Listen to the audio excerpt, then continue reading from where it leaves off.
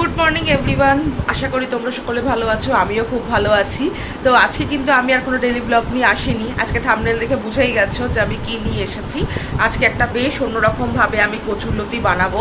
তোমরা তো সবাই পেঁয়াজ রসুন এই সমস্ত দিয়ে খেয়েই থাকো, কিন্তু আমি একদম বাঙালি পদ্ধতিতে, বাঙালদের পদ্ধতিতে যেরকম করে বানানো হয় সেইভাবে বানাবো। আর একটা কোয়ারি থেকেই থাকে যে কচুরলতি খেলে পরে অনেক সময় গলা ধরে বা কিছু, সেটা যাতে না ধরে আমি সেটাও তোমাদেরকে দেখিয়ে দেবো। তাহলে চলো বেশি আর কথা বাড়াবো না, একদম রান্নায় চলে যাই। এখন কিন্তু বাজে 10:30, ব্রেকফাস্ট হয়নি, ব্রেকফাস্ট করে নিই, দিয়ে একবারে রান্নায় চলে যাই।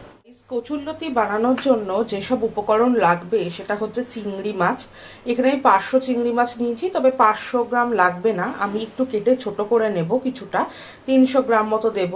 আর নিয়েছি কচুরলতি। কচুরলতিটা আমি দেখিয়ে দিচ্ছি যে এটাকে সেদ্ধ করেই রেখে গেছে রান্নার দিদি। এরকম সেদ্ধ হবে, এর থেকে বেশি সেদ্ধ করলে কিন্তু একদম গলে যাবে, তেলে কিন্তু একটু ভাজতে পারবে না।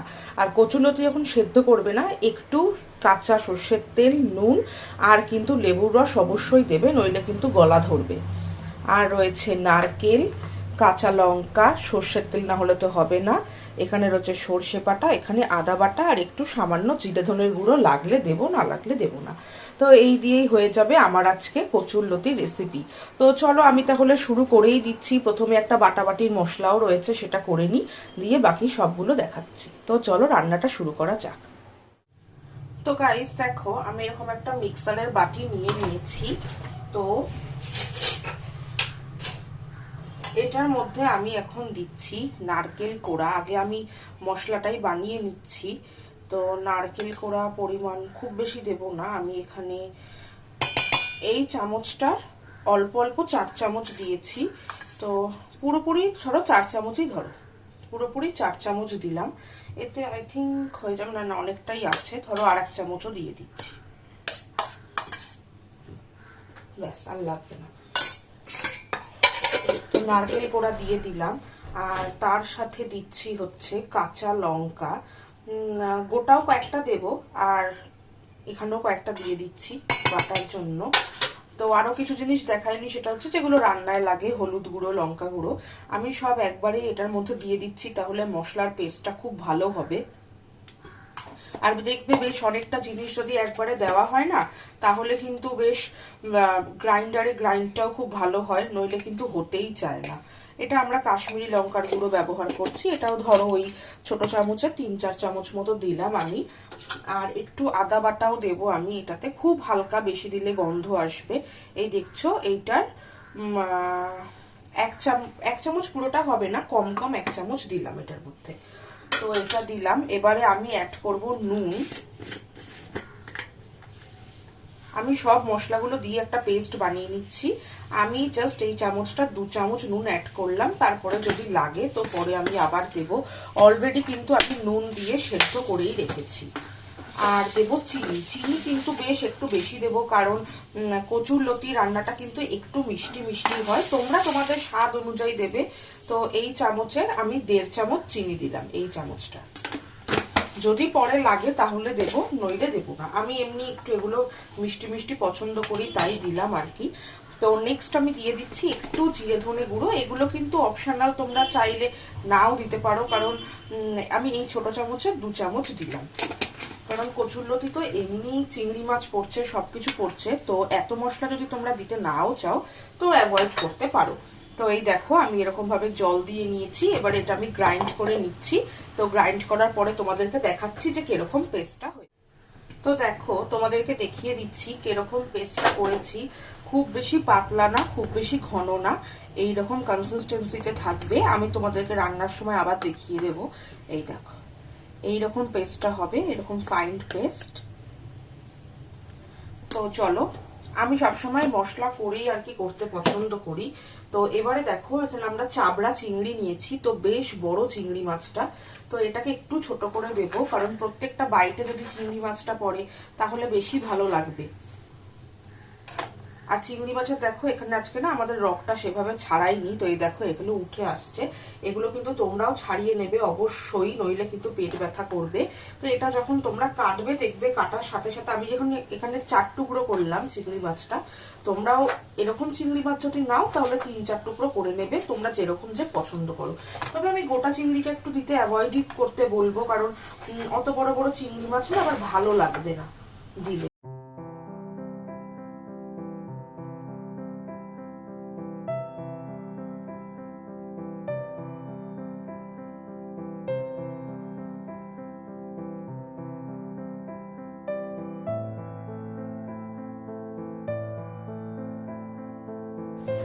তো চলো গাইস আমি রান্নাটা শুরু করে দিচ্ছি।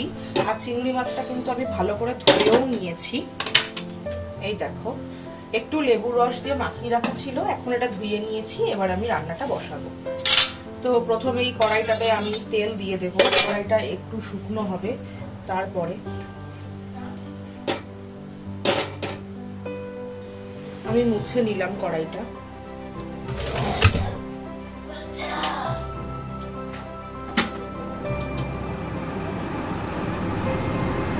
চিমনির আওয়াজের জন্য তোমাদের একটু শুনতে প্রবলেম হতে পারে, তো আমি একটু জোরেই কথা বলছি তার জন্য। তো কড়াইতে প্রথমে আমি সর্ষের তেল দিয়ে দিলাম। তেলটা তোমরা তোমাদের আন্দাজ মতো দেবে, যেহেতু এটা একদম বাঙালি একটা রান্না, এটাতে তেলটা একটু বেশিই লাগবে। কিন্তু তোমরা যদি কেউ মনে করো যে তেলটা তোমরা এতটা খাবে না, অ্যাভয়েড করবে, তাহলে কিন্তু তোমরা অবশ্যই তেলটা কম দিতে পারো, তাতে কোনো প্রবলেম নেই। তো আমি এখানে মোটামুটি 5 চামচ মতো তেল দিয়েছি। তেলটাকে এবার আমি একটু গরম হতে দেব।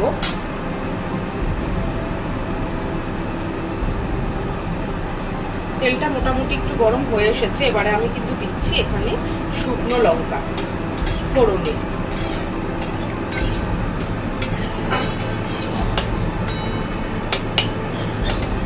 আমি যে মশলার পেস্টটা বানিয়েছি না, তোমরা কিন্তু তার মধ্যে ভুল করেও সর্ষে দেবে না। তো অনেকেই জিজ্ঞেস করবে যে তাহলে সর্ষে বাটাটা তাহলে কখন করবো, নারকেলের সাথে করবো কিনা। দেখো নারকেলটা তো আমি কষিয়ে নেব। সর্ষে যদি তোমরা সবাই জানো যারা একটু রান্না বান্না করো, যে সর্ষে যদি দিয়ে কষানো হয় তাহলে কিন্তু তিতো হয়ে যাবে, বা বেশি ফোটানো হলেও কিন্তু তিতো হয়ে যায়। তো তোমরা কিন্তু সর্ষেটাকে কি করবে, আগে মিক্সিতে পেস্ট করে নিতে পারো, বা যারা শিলনোড়াতে পেস্ট করো খুবই ভালো কথা, তারা শিলনোড়াতে করে নেবে। তেলটা কিন্তু গরম হয়ে গেছে, এবারে কিন্তু আমি ফোড়ন দিয়ে দেবো গোটা জিরে, শুকনো লঙ্কা দিয়ে দিচ্ছি। তো ফোড়নে আমি দিয়ে দিলাম গোটা জিরে। এটাও একদম নিজেদের স্বাদ অনুযায়ী, যেরকম যে পছন্দ করবে সেইভাবে সে দেবে, এটাতে কোনো কিছু বলার নেই। তো এবারে আমি দিয়ে দিচ্ছি কিন্তু চিংড়ি মাছ। চিংড়ি মাছটাকে আমি এখন ভাজবো। তো দেখবে চিংড়ি মাছটা ভাজতে গেলে না খুব গায়ে ছিটকোয়, আমার ভয় লাগে। তো আমি তার জন্য একটু হলুদের গুঁড়ো দিয়ে দিলাম, দিয়ে এবারে আমি চিংড়ি মাছটা দেবো।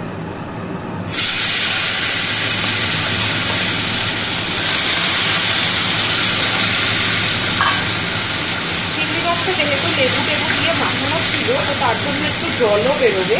মোটামুটি একটু ভাজা হলেই দিয়ে দেবো সমস্ত দিকটা। এই রান্নায় কিন্তু বিন্দু মাত্র তোমরা কেউ জলের ইউজ করবে না, কারণ জল দিলেই কিন্তু গলা হুটহুট করবে।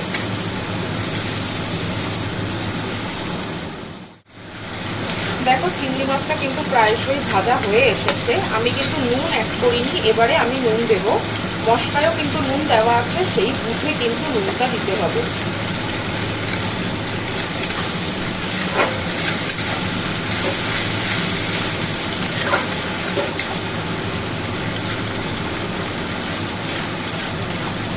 চিংড়ি মাছ প্রায়শই ভাজা হয়ে গেছে। এবারে আমি যে মশলার পেস্টটা করে রেখেছিলাম, সেই মশলার পেস্টটা কিন্তু আমি এখানে দিয়ে দিচ্ছি।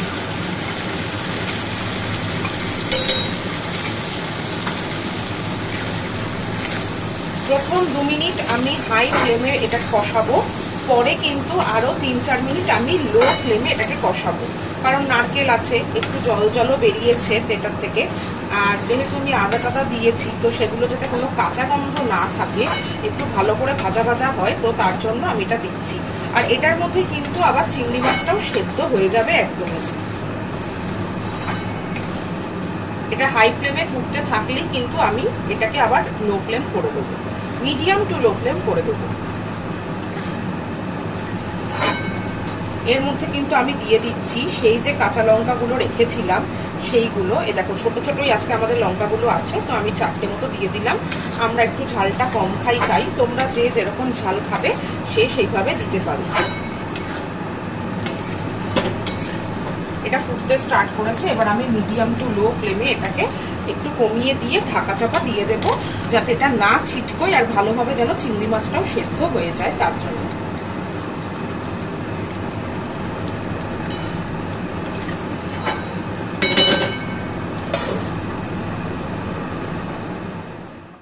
তো গাইস দেখো আমি তো ঢাকনাটাকে চাপা দিয়ে চলেই গিয়েছি।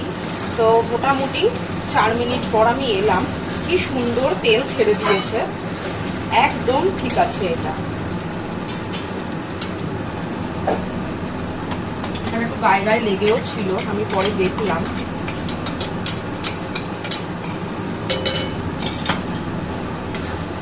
দেখো কি সুন্দর তেল ছেড়ে দিয়েছে, তো তার মানে এটা একদম ঠিকঠাক কষানো হয়ে গেছে। তো এবারে কিন্তু আমি অ্যাড করে দিচ্ছি কচুর লতিটা। আমি এখানে 400 গ্রাম মতো লতি নিয়েছি, 400 গ্রামই লতি নিয়েছি। আর এটা কিন্তু কেটে আনা হয়েছে, মানে এখন তো দেখবে যে কেটেই দেয়, তো তাদের থেকেই আমি এটা এনেছি।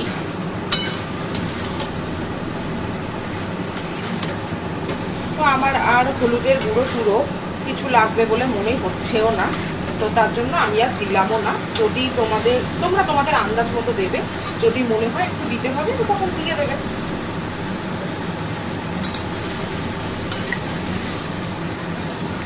তো এবারে এটাকে লো ফ্লেম টু হাই ফ্লেমে একটু কিছুক্ষণ কষাবো, দিয়ে এটা হাই ফ্লেমে কিছুক্ষণ কষিয়ে নামিয়ে দেবো। আমি আরেকটু চিনি অ্যাড করলাম, যেহেতু আমার মনে হলো যে আমার আরেকটু চিনি লাগবে। আমি তো বললামই যে দেখো আমি এটার 1 চামচ মতো সর্ষে বাটা অ্যাড করে দিলাম।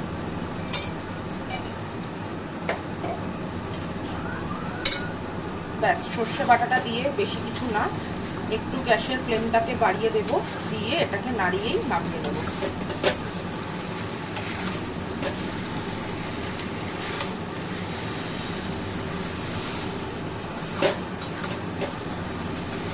তো হয়ে গেল আমার বাঙাল ভাবে কচুরলতি বানানো। বাঙালরা এভাবেই কচুরলতি খায়, আর সেটাই আমার সব থেকে বেশি ভালো লাগে। তো আমার রেডি হয়ে গেল কচুরলতি রেসিপি। তোমরাও বাড়িতে এরকম ভাবে ট্রাই করবে, আর কেমন হয়েছে আমাকে অবশ্যই জানাবে কমেন্টে। তো আমি রান্নাটা নামিয়ে নিচ্ছি, নামিয়ে নিয়ে ফাইনাল লুক দেখে নিচ্ছি। তো দেখো আমার রেডি হয়ে গেছে চিংড়ি মাছ নারকেল দিয়ে কচুরলতি রেসিপি। ভিডিওটা যদি ভালো লেগে থাকে, রান্নাটা ভালো লাগলে অবশ্যই লাইক করো, কমেন্ট করো, চ্যানেলটাকে সাবস্ক্রাইব করে দিও, আর এভাবে এগিয়ে নিয়ে যেও। তাহলে দেখা হবে অন্য কোনো দিন আবার। আজকের মতো এখানেই টাটা।